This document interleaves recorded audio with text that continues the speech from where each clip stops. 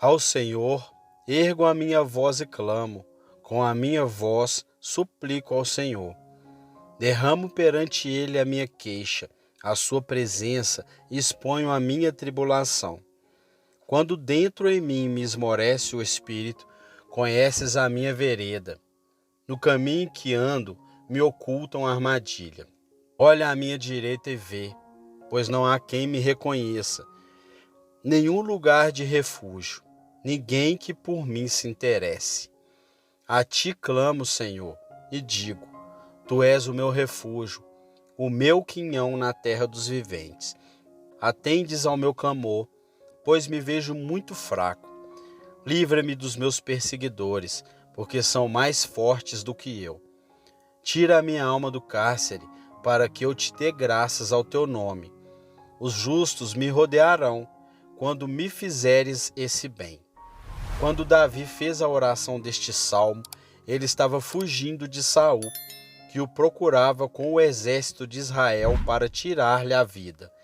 Ele estava na sua caverna, estava na caverna de Adulã, onde se juntaram a ele seus pais, seus irmãos e todos os homens que se achavam em aperto, e os endividados e todos os amargurados de espírito, cerca de 400 homens. 1 Samuel capítulo 22, versículo 1 e 2.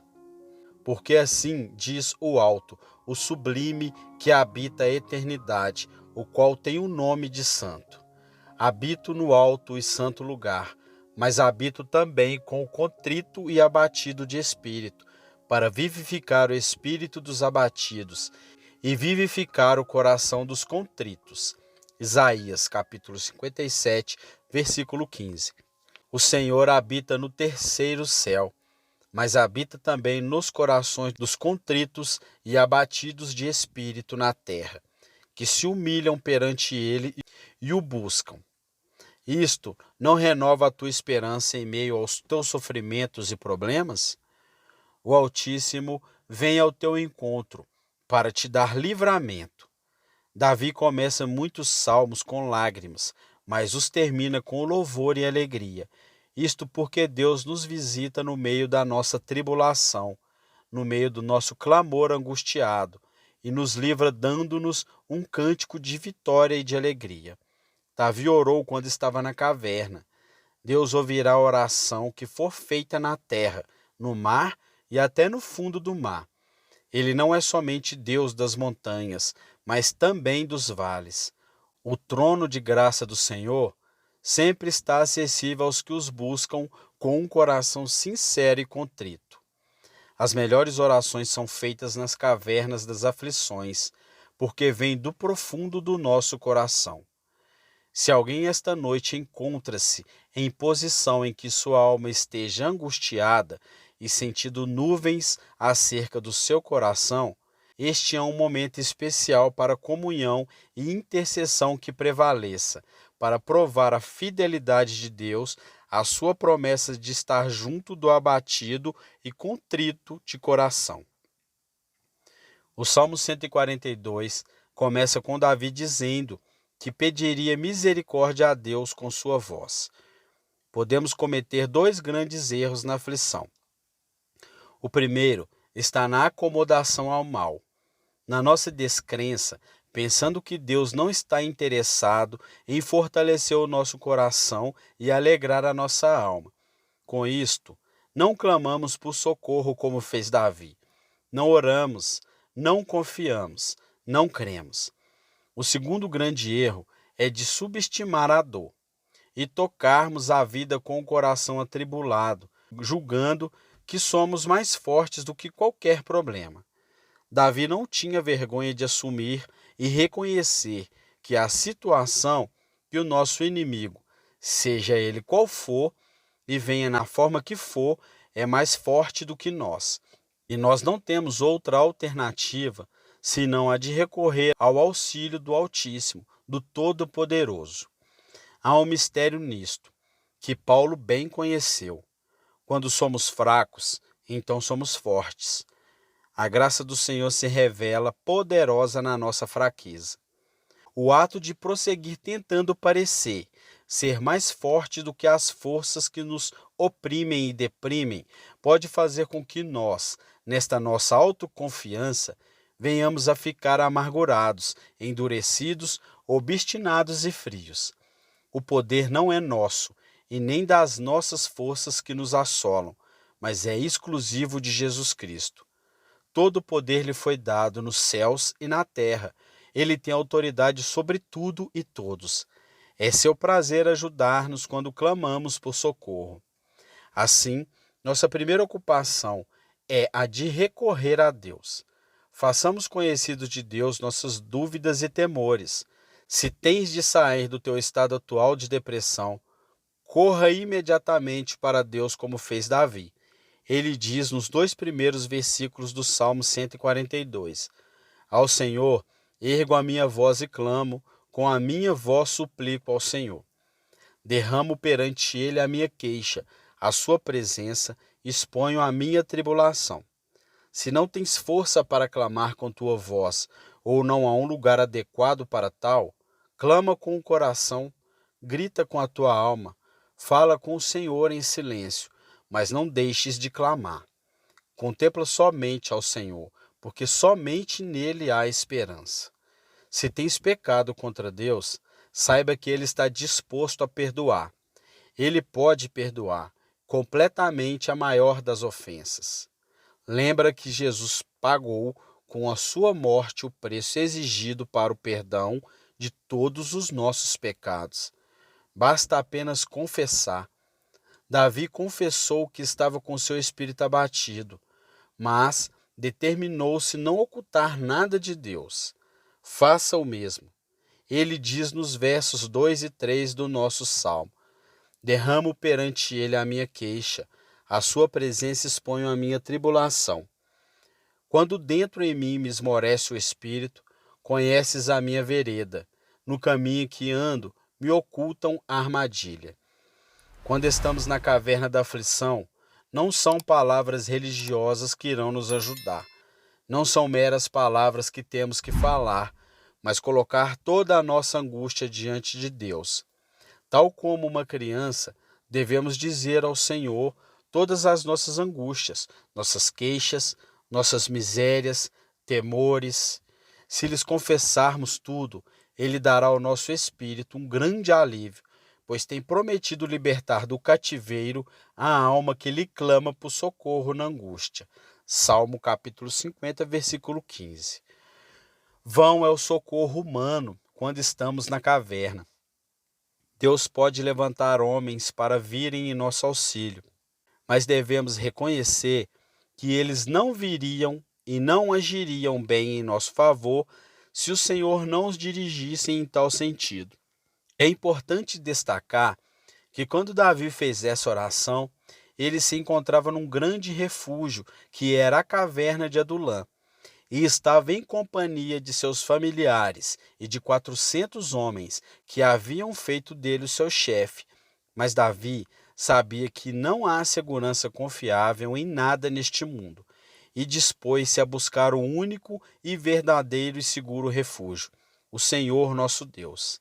É preciso reconhecer, como Davi, que somente no Senhor há esperança e interesse em socorrer a nossa alma. Por isso ele orou assim nos versos 4 e 5.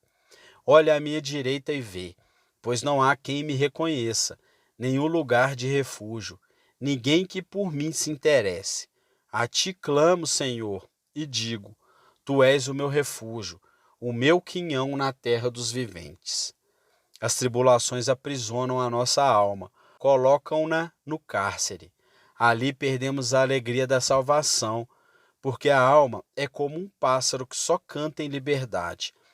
Os grilhões da maldade, da perseguição do inimigo que busca aprisionar a nossa alma, não podem resistir o poder de Jesus que quebra todas as cadeias que nos prendem e nos dá perfeita liberdade.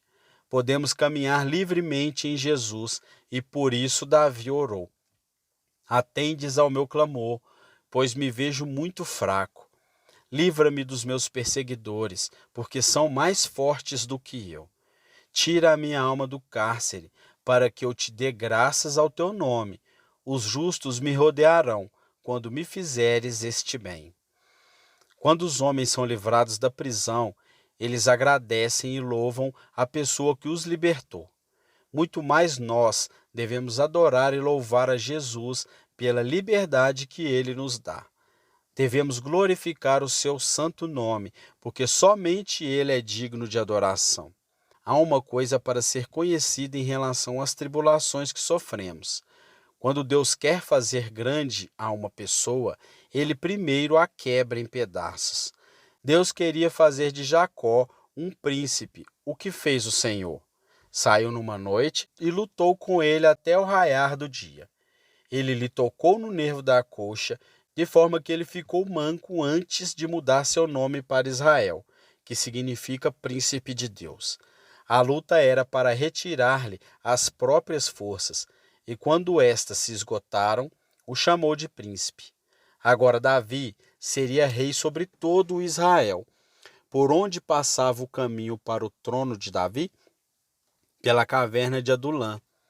Deveria ir para lá, perseguido por Saul, como um pária, um proscrito, porque esse era o caminho que levaria a ser o rei que era segundo o coração de Deus. Vocês não têm reparado em suas próprias vidas que cada vez que Deus vai dar-lhes um crescimento para lhes levar a uma esfera maior de serviço ou um nível mais elevado na vida espiritual, que primeiro vocês são derrubados? Por isso a palavra diz que devemos ter por motivo de toda alegria o passar por várias provações, porque esta é a maneira de Deus trabalhar conosco. Faz com que tenhamos fome antes de dar-nos de comer. Desnuda-nos antes de vestir-nos. Faz de nós nada antes de fazer algo de nós. Por que devemos passar pela caverna como Davi? Primeiro, porque para sermos uma pessoa de grande utilidade, Deus precisa antes ensinar-nos a orar. Se chegarmos a ser grandes sem orar, nossa grandeza será nossa ruína.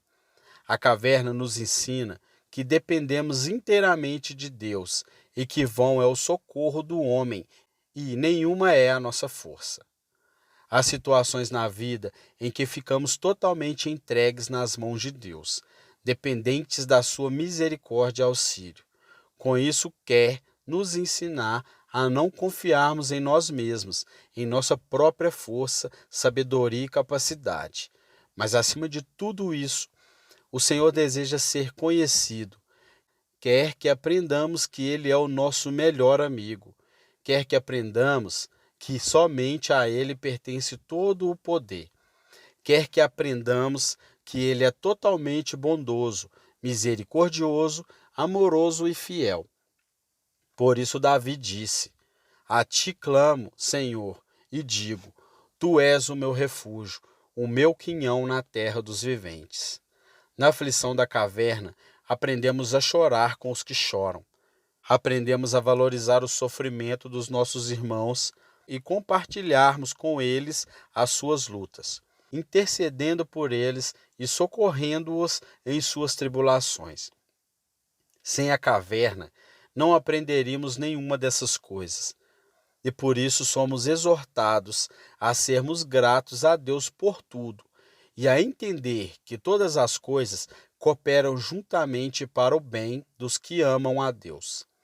Lembremos que quando Deus nos retirar da caverna, uma vez cessado o perigo ou por termos recebido forças para enfrentá-los, devemos vigiar para não sairmos nos lamentando da experiência que passamos. Ao contrário, o Senhor quer que o louvemos pelo seu poderoso livramento, porque os que cantam são os que seguem adiante. Fora com todo o pessimismo e nuvens de tristeza que venham sobre nós depois que temos sido libertados por Deus. Que se encontrem somente palavras de louvor e gratidão em nossos lábios, e outros se juntarão a nós para receberem da mesma alegria e unção. Davi agia assim, e devemos agir do mesmo modo, orando juntamente com ele. Tira a minha alma do cárcere, para que eu te dê graças ao teu nome. Os justos me rodearão, quando me fizeres esse bem. Amém.